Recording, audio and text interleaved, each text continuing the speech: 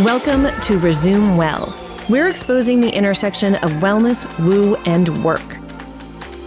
We've been told that the antidote to professional burnout is personal wellness, and sometimes that means confronting our inner skeptic and exploring the taboo anyway.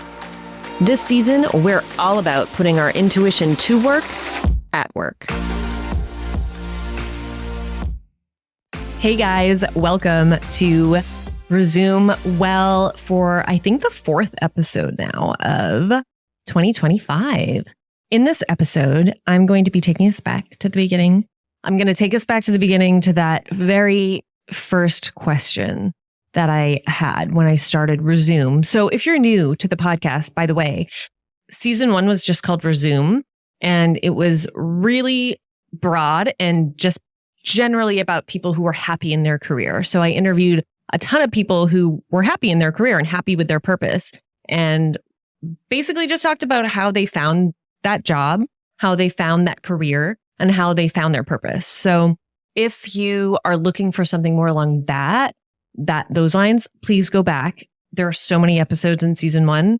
Go for it. So season 2 really focuses on careers in wellness and how careers and wellness work together, and how if one's thriving, the other one is more likely to thrive. And if one isn't, the other one is more likely to also not thrive. So that's what we are looking into in season 2 of Resume Well. So I really loved adding that word well onto Resume, partly because it just sounded cool, and also because I think we all have been well at some point in our life. And every now and then something kind of pops up that makes us not feel so good. But we are always capable of resuming our life and resuming that baseline wellness that we all have that is innate within us. So that's just to give you a little bit of background on the name and seasons and all of that. So thank you for listening. If you're like, yeah, I know that because I've been listening since season 1. Thank you.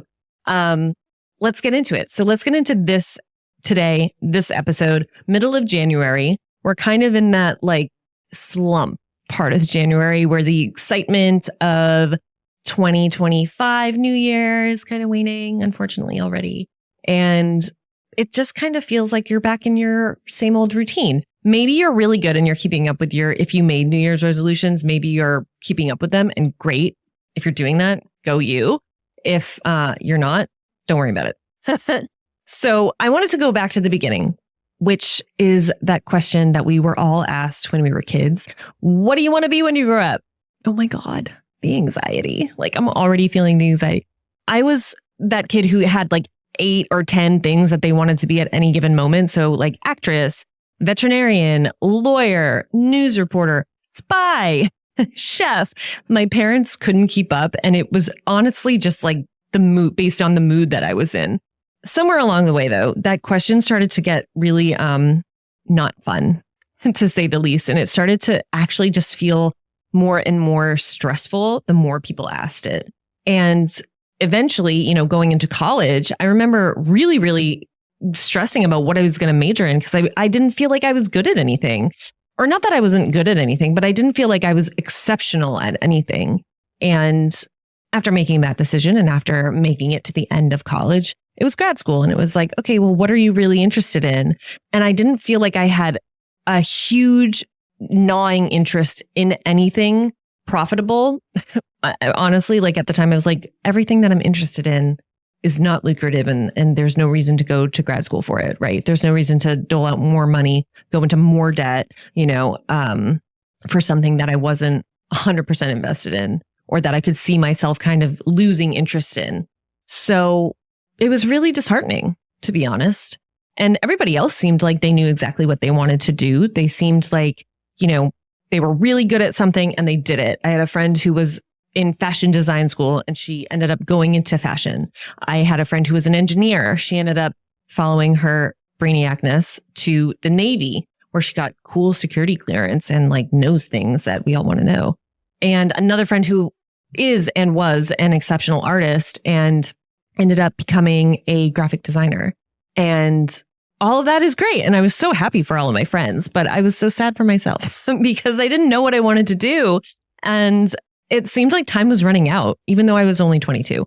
it felt like I was 52 and I had already, I needed to know exactly what I was going to be doing and how I was going to do it. And I felt like there was something wrong with me because I didn't know exactly what my purpose was.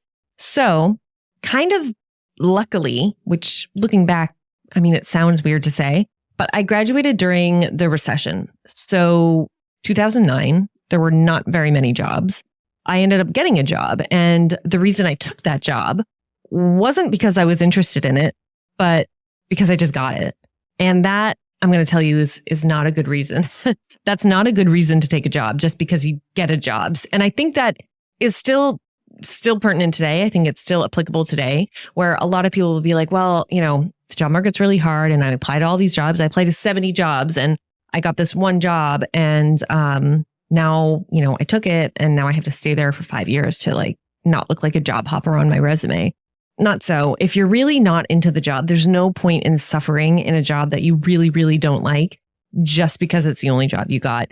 If you need the money, take the job, keep applying to other things. Anyway, that's my side tangent. That's my little career coaching moment of the episode. But moving on, I had that job. It was basically like the Devil Wears Prada.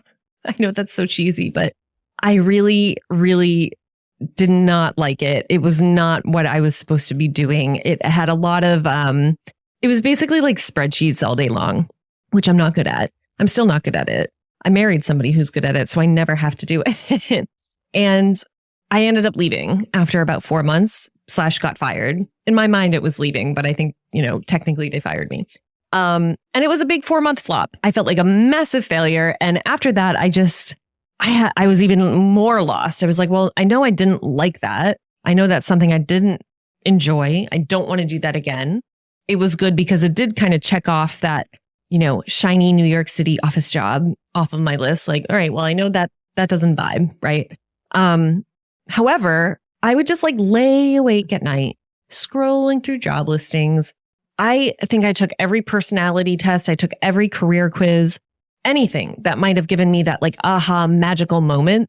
I read so many self-help books that had the word purpose in the title. My God, I can't even describe to you the desperation that I felt because I felt like there was something wrong with me. And the worst part of that uncertainty was the shame. It was this nagging feeling that everybody else had it figured out, that I was somehow broken or behind because I couldn't point to that one thing and say, that's it. That's the thing that I was put on this earth to do. That's it. I didn't have that. Or if I did, I felt like I had it across 5 different things, but not at 100%, right? So it was 20% for 5 different things, which didn't feel good enough. So honestly, the shame was the hardest part. Here I was, a former honors student in AP classes, and I was unable to figure out this very basic life question. It felt like I was being punked by the universe. And walking to that magazine job with $200 in my bank account, forcing myself into this early bird schedule that so went against my natural rhythm, and sitting in this depressing cubicle doing math, by the way, that I hated. It all felt wrong. It felt so wrong.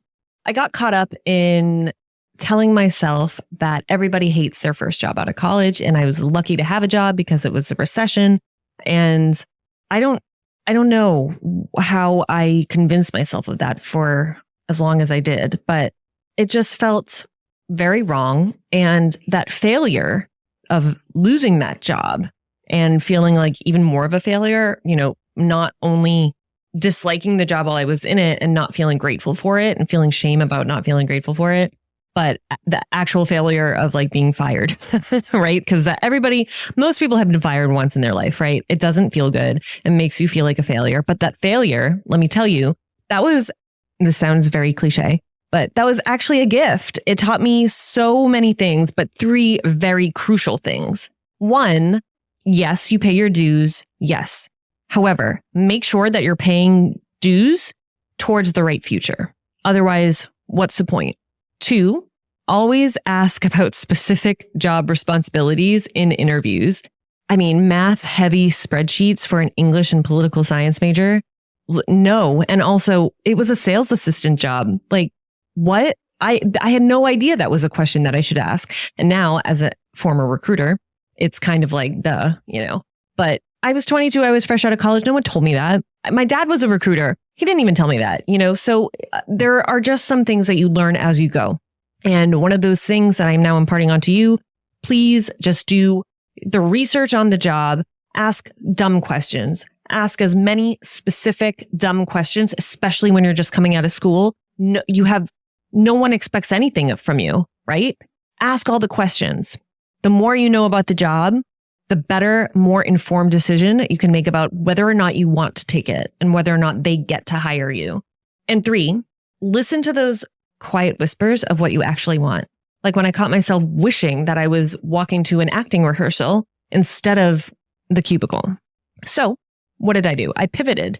I started recruiting remotely while pursuing acting classes at night. And it was so much fun. I found out that I loved working from home. I loved having that flexibility. No, I didn't love it. I needed it. I needed flexibility. I still need flexibility in my life. That's something very inherent to my being.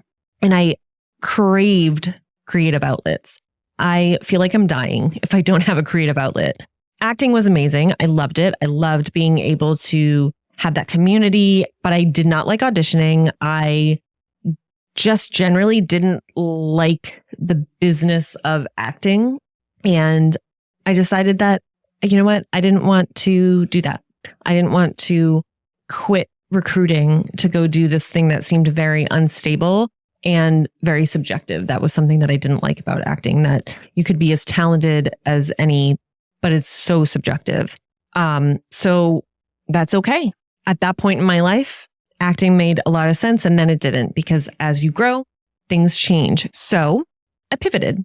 I started recruiting remotely, which was so much better. I loved working from home, I found out. I loved having that flexibility of working a few hours from home and then going to a cafe for a few hours and working. I was also going to acting class at night. And that was amazing. I made so many friends and had this really, really great group and community for myself that made living in New York so much more fun.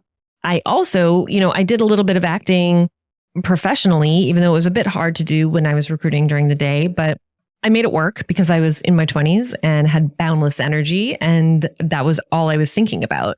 And then it got really, really exhausting. And I realized that the subjectivity of acting as a business it just really bothered me. And that's fine. I mean, I think a lot of people know that going into it. And I think I did know that going into it, but I think there was something about it that I wasn't going to be able to get over it. Like, you could be really, really good. You can have an amazing audition, and because of something so subjective that the casting director has going on in their head, you don't get cast, right? So that was a really hard hurdle for me to get over. And I didn't want to base my entire future on somebody else's feelings. At least that's how I thought of it back then. So I was recruiting full time, and that surprisingly fulfilled me. At the time, I was financially secure, which was great. I loved connecting people with opportunities. I loved being that bridge between candidates and their dream jobs. It actually made me feel really good. I was really good at interviewing people. And even that evolved, marriage, burnout, travel. And then I had a daughter at the beginning of the pandemic, later a son. If anything crystallizes your purpose, at least for me, it's children. They became, of course, my primary purpose, hands down. But I also felt this need to show them that following your instincts and using your talents is vital. That's how Resume was born. That's how Resume Well was born. During nap times, during just quiet moments, listening to other podcasts in the car while my daughter napped in the back. I mean, I had almost like, not an out-of-body experience, but I had one of those very weird moments where I could kind of see all of the things that I had done. And it was like I was a fly on the wall of my own life. And I was like, this makes sense. I could coach people for their career because I have all of these years of experience recruiting executives. And I also have this acting background. I also need a creative outlet. Like, what can I do there? Oh, podcasting. I interviewed people for recruiting, and I am comfortable on camera and behind a mic. Let's put those two. It was so seamless and like obvious. So here's what I learned about purpose. And it's going to sound cheesy, so cheese alert. It's not about the destination. I know you know that. And it is about the journey. And the thing that we don't realize, I think, when we're in it, is that the journey, it's a journey that evolves. It evolves with you. Your purpose at 20 is probably nothing like your purpose at 40, because you're a different person. Yes, you have the same core values. Yes. However, those might have shifted a little. You might be in a totally different geographical area that doesn't make sense for your purpose at the time. There are so many things. You might have kids, you might be married, you might not be, but you might have not even gone through a purpose defining moment yet. A lot of us find our purpose through some event that happened. Maybe it was painful, maybe it wasn't. But, when you're 20, you might not have even gone through that yet. So it's not just about finding it and pursuing it. It's about keeping yourself open to opportunities and adventures and circumstances to learn more about yourself. All we're doing in life is experimenting. It's one big experiment. And the more you can put yourself out there, the more you can experiment, the more you learn about yourself, and the more you learn about maybe what you're good at, why you're good at it, and what you can do to help others with whatever amazing natural talents that you were given. So, since we're still in January, I have a pretty easy exercise to help you crystallize what your current purpose is. However old you are, wherever you are, whatever your job is, here are 3 questions that you can ask yourself. The first one, what keeps you awake at night with excitement? I'm a big proponent of following your excitement. So what's the first thing that your mind drifts to when you wake up? And it might be a business idea, it might be a creative project or a problem that you want to solve. But when you're really, really tired, like sitting on the couch with your partner and they ask you a question and it lights you up and you're like, yes, I could talk about this, like on zero with no gas in the tank, I could talk about this. Think about that. For me, it's career coaching. It is talking about finding purpose, which sounds so like broad, but it's true. That's what I could talk about. Also astrology. I'm not an astrologist, but I just love talking about it. I could talk about that forever. That's why I have so many astrologists on my podcast. Anyway, so what can you talk about when you have zero gas in your tank? What would put a little bit of gas in that tank? What question would light you up? So that's one. Number 2, what concrete steps can you take to become more knowledgeable in that area? So whatever that area is that lights you up when you have zero gas in the tank, what concrete steps can you take to learn a little bit more about it? Could be an online course, could just be reading a book. Maybe it's, joining a community. What skills or knowledge do you need to make this idea a little bit more real? And number 3, how can you become a meaningful voice in the field? You don't need to be an expert, but as you gain knowledge and as you learn more and as you do more in that field, people will kind of start to see you as somebody who has a genuine love for it. And people are really, really attracted to that. People like when another person shows what they are genuinely interested in. And just that interest makes you a trusted guide. It's kind of weird, but it works. And if it's coming from a very genuine place, people totally pick up on that. So what keeps you awake at night? What question will put gas in your tank? Number 2, what concrete steps can you take to become a little bit more knowledgeable in it? And number 3, how can you become a little bit more of a meaningful voice in the field? Give yourself a little platform to talk about it, right? And in doing that, by the way, in that third one, you will also learn more if I didn't already mention that. So you might be surprised at what you write down. We're often told you have to have laser focus and you have to chase that dream and you have to find out what that one true calling is and just go for it like with blinders on. But what if we left a little bit of room to breathe and a little bit of room for something a little bit more magical? What if purpose isn't about finding one perfect path, but about staying open to the countless ways that we can create meaning? Maybe it's about building a life that's flexible enough to embrace new purposes as they emerge. And maybe it's being wise enough to let go of things that no longer serve us and being brave enough to admit that sometimes the most purposeful thing we can do is change our minds. Because in the end, purpose is not about perfection. It's about presence. It's about being awake to the possibilities each stage of our life brings and having the courage to say yes to new chapters, even especially when they weren't part of the original plan. Thank you for listening to this solo today. I absolutely love podcasting and I love you guys. I love everybody who listens. So thank you, thank you, thank you. If this resonated with you, please share with anybody and everybody. And if you liked this episode, please go back and listen to the episode that dropped on New Year's Day with Erica Wiederlet, all about confidence and sexuality. It's really cool. So thank you so much, and I'll see you next week. Thank you for joining me on this episode of Resume Well, where we explore the intersection of wellness, woo, and work. If you enjoyed today's episode, please subscribe, leave a review, and share it with your friends, family, and coworkers. Remember to follow us on Instagram at Courtney Austin Page and on LinkedIn either at Courtney Page or at Resume Recruiting and Development. Join us next week, and in the meantime, resume well in everything you do.